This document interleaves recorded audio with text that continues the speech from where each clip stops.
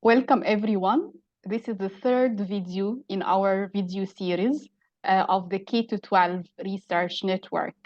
In this video series, we feature classroom teachers from around the world among TESOL members who have conducted classroom research in their context and would like to share it with their colleagues, with other TESOL members through this short video.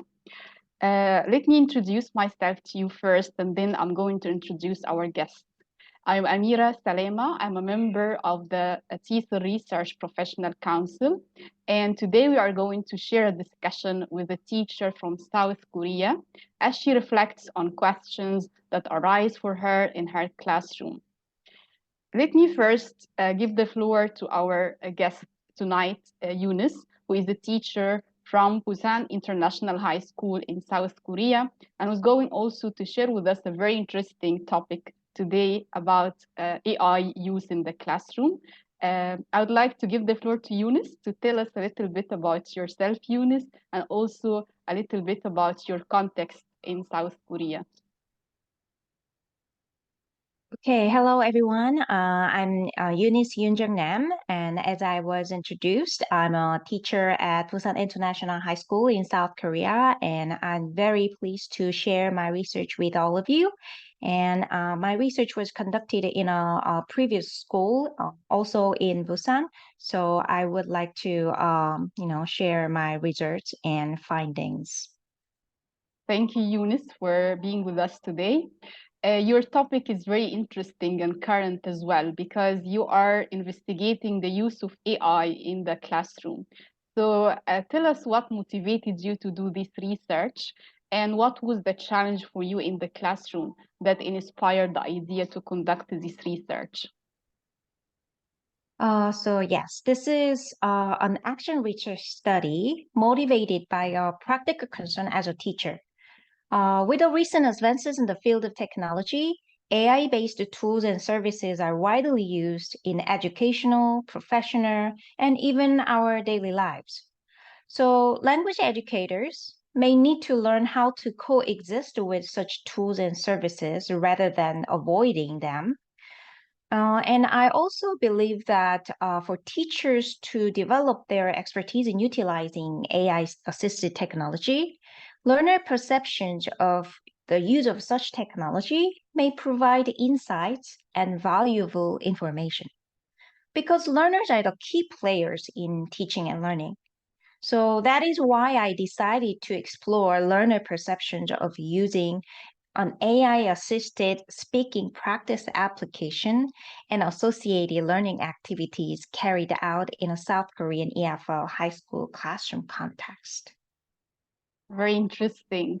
So, can you tell us what is your research focus and what are the major findings from your study? Sure. So my major focus was on learners' perceptions towards the use of AI-based speaking practice application in English conversation class, which was an elective course. So I will refer to the AI-based speaking practice application as the AI tutor from now on. The AI tutor was developed by a Korean company and purchased by the City Office of Education for learners' free access. The participants of the current study included 18 second-year high school students with proficiency level of lower intermediate level. I conducted pre and post surveys and document analysis as well to investigate their perceptions of the AI tutor and associated learning activities they participated in. So for the associated learning activities, I had one individual activity and one collaborative activity. For the individual activity, the students were instructed to write individual learning logs for self-reflection on their learning experience with the AI tutor.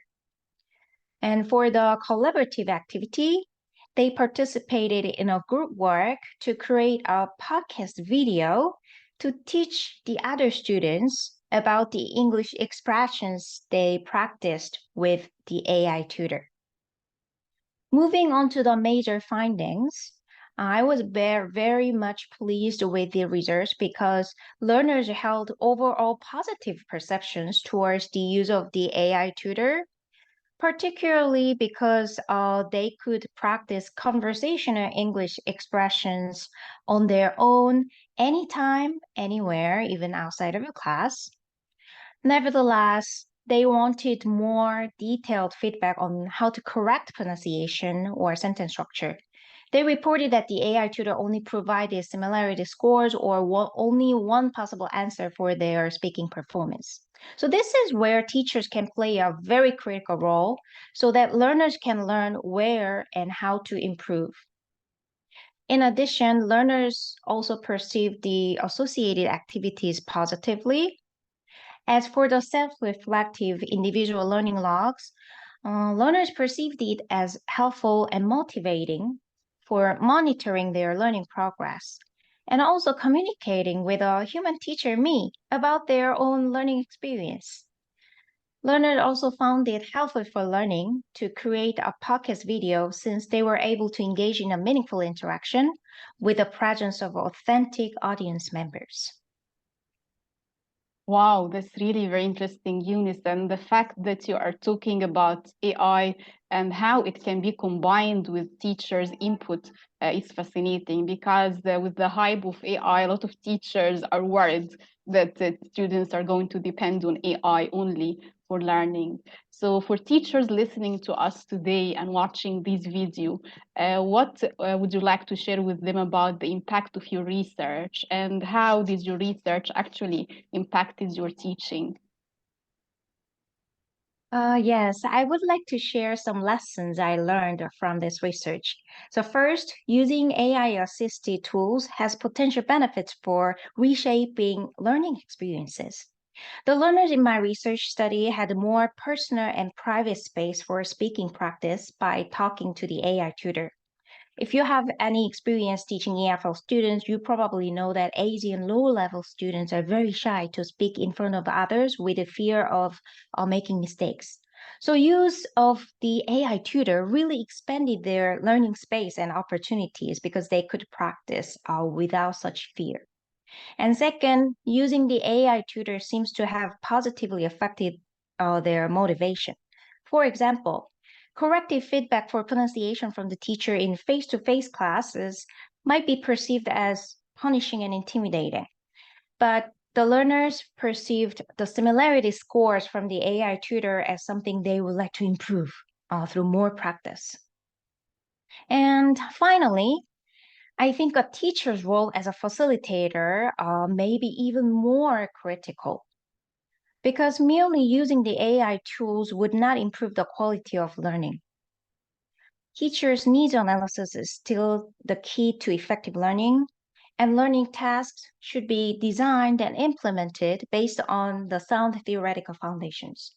So, we TESOL educators have lots of responsibilities. But I still think that there are exciting opportunities waiting for us thanks to the technological advances. I hope we all become informed consumers and users of AI technology for happy teaching and happy learning. I think that's all for this research sharing. Thank you for having me. Thank you very much, Eunice, for sharing your research with us and with the TESOL members listening to us today.